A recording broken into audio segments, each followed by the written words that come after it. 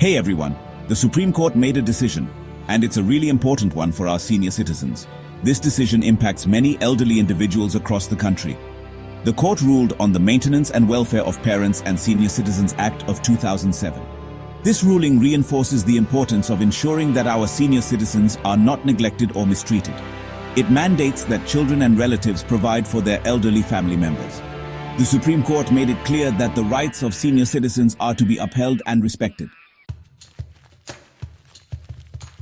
Let's delve into the key points of the Maintenance and Welfare Act. This act grants senior citizens the right to seek financial assistance from their children or family members.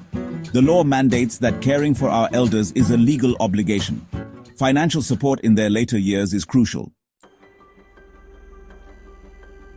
Being forced out of your home is awful at any age. For seniors, it's truly heartbreaking. The Supreme Court emphasized the right of seniors to stay in their homes, recognizing the emotional toll.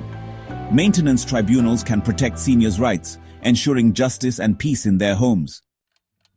The Supreme Court mandates swift resolution of senior citizens' cases. This ensures they receive timely protection and live with dignity.